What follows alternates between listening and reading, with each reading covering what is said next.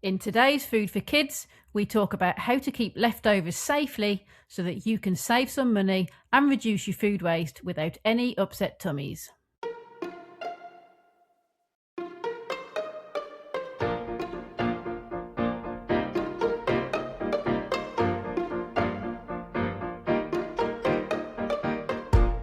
Hello and welcome to the Food for Kids podcast. I'm Joanne from The Foodies. In today's show, I'm talking to environmental health expert Jenna Brown about how to make sure that we handle our leftovers safely. We all want to waste less food, and food is so expensive right now that frankly we can't afford to be throwing away edible food. But we also often worry about handling leftovers wrong and people getting sick, especially little ones with their less established immune systems. So I invited Jenna to come in and answer some common questions.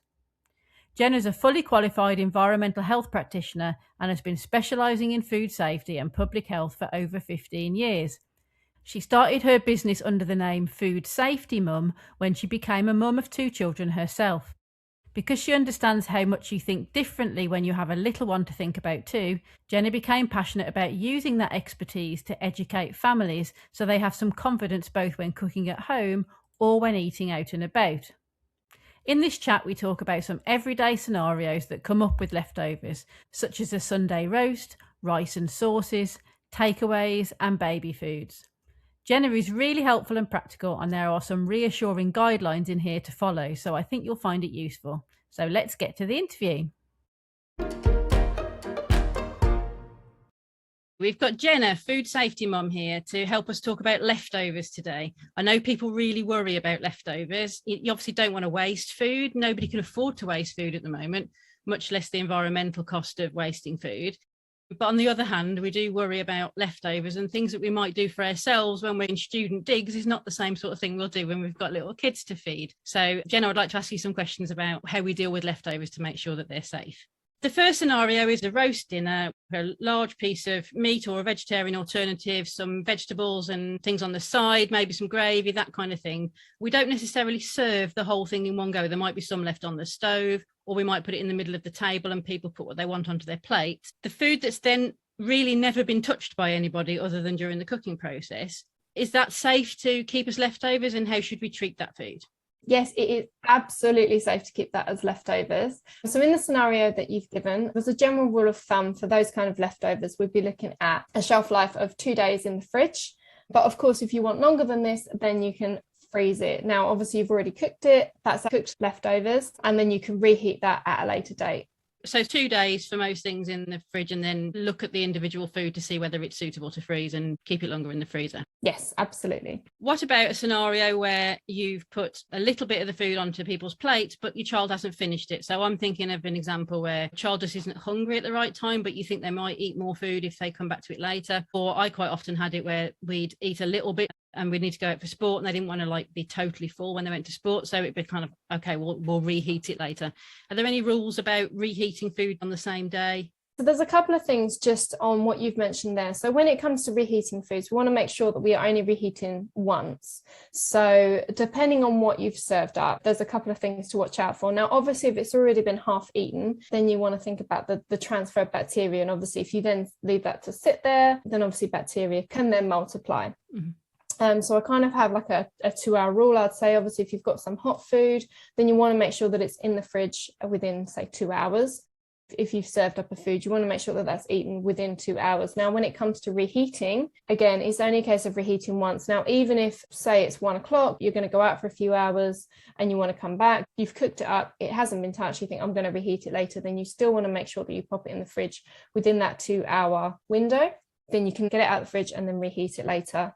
So my only concern with the scenario that you've mentioned is obviously the half-eaten food. You can kind of cut off whatever has been eaten that's been, in and out of the mouth. And it's the same when it comes to feeding babies as well. You're putting a spoon in, you've got a yogurt, something like that.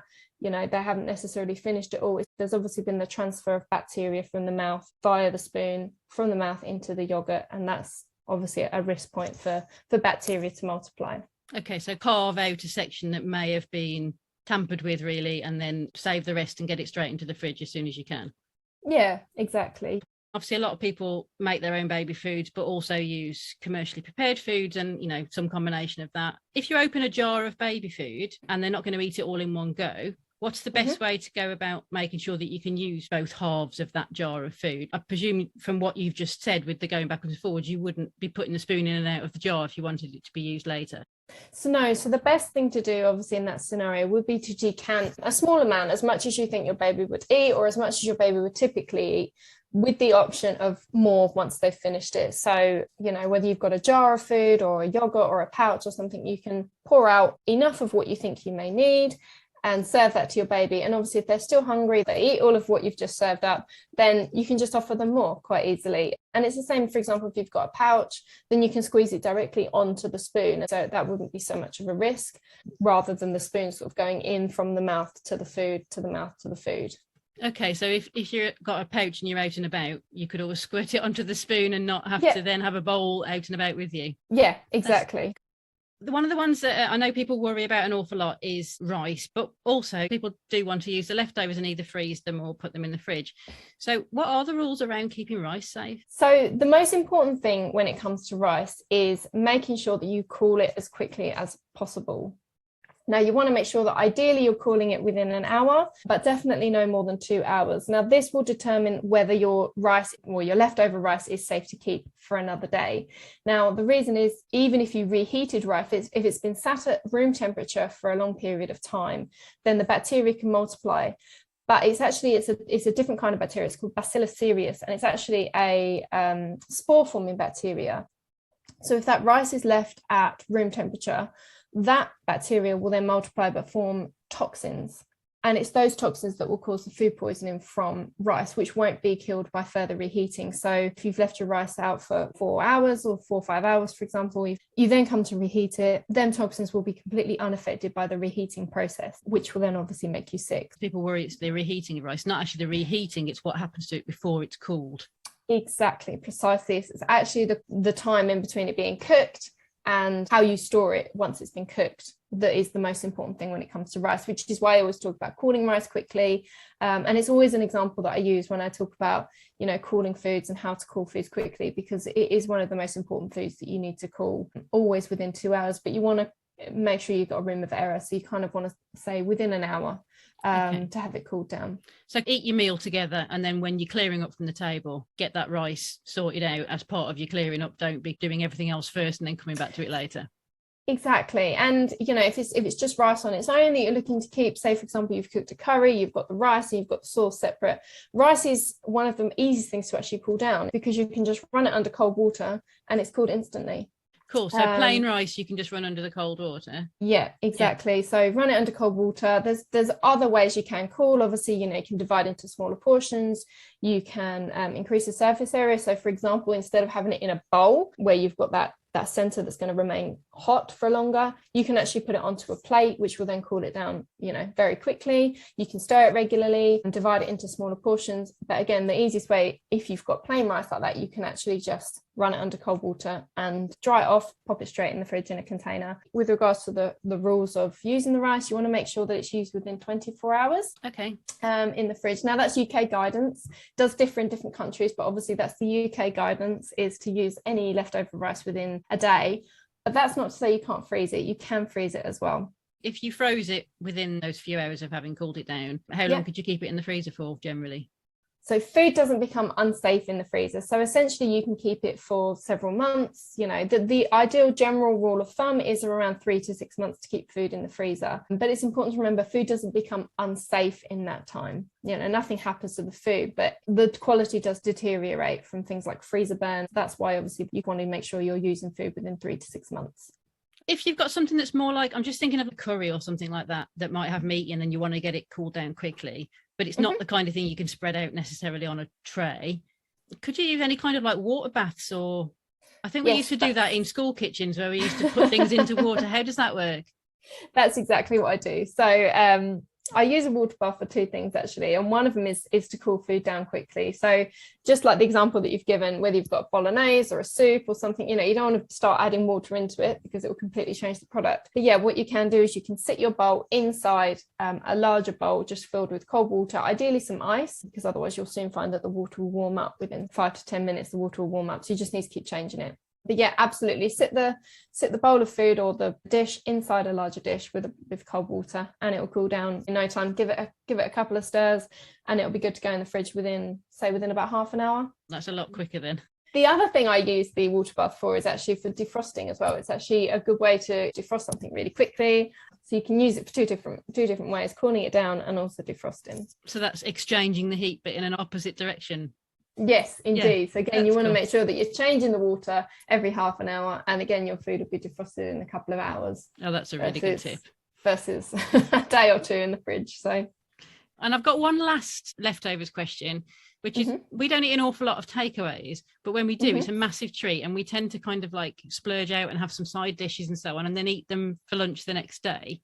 But I'm always a little bit nervous about food that other people have cooked in a kitchen I don't know anything about. How safe are, your average evening takeaway? How safe are they to reheat or keep for a couple of days in your fridge? So I think it depends on how the food's actually been cooked by the takeaway in the first place. So ideally, you want to make sure that you're only reheating food once. This goes for all foods, because obviously the more you're handling it, the more you're leaving it, the more risk there is of food poisoning. Now, it could be that they are cooking it earlier on in the day and then keeping it warm, or perhaps reheating it before it goes out to service. Okay. Now, in that sense, I'd obviously be a little bit more wary about keeping those leftovers. So I think it would be a case of a conversation you could have with the food business as to find out whether they prepare their food fresh, and go from there, really. You still want to make sure you're only reheating the food once. If you are keeping the takeaway, then you just want to make sure that it's still within the fridge within 2 hours. And if you're reheating, then you always reheat until piping hot. I really enjoyed that conversation, because if you can just get the basics right of cooling food down quickly, then you can definitely waste less food and keep it safe. The water bath technique we talked about for cooling down and defrosting is something that we do often in our own house. I usually use that one big metal oven tin that you usually use only for a big meal like Christmas, but you still have to store all year. I tend to decant the leftovers into the containers they're going to be in when we store them while we're clearing up from dinner, and then drop those containers into that big roasting tin with just enough water to go about halfway up their sides. And then while I'm clearing up, I usually change the water once, and honestly, it's usually cool enough for the fridge by the time everything's cleared and cleaned. I quite like the fact that it also makes some use out of that big tin too. If, like me, you find Jenna's guidelines really clear and helpful, she's got quite a few guides on her website. She's got a specific guide just about rice on her website. I'm really glad that this is easy to follow and keep rice safe, because I do like to cook big batches and freeze portions of it for easy lunches when I'm working at home, or for when you've just got a bit of leftover sauce and you want some rice to go with it, but you don't want to get a pan out just for a few spoonfuls. In our house, we also eat quite a lot of food from parts of the world that use pre-cooked and cooled rice, such as fried rice, so it's great to have some on hand to make those recipes. Other guides that Jenna has on her website include one about making and storing baby food safely, and how to deal with children's party food. I'll put links to all of those in the show notes. You can find Jenna on Instagram under the handle Food Safety Mom, and I highly recommend giving her a follow because her content is always super practical and reassuring. Thanks for listening today, and I hope to see you on the next episode. But in the meantime, happy eating.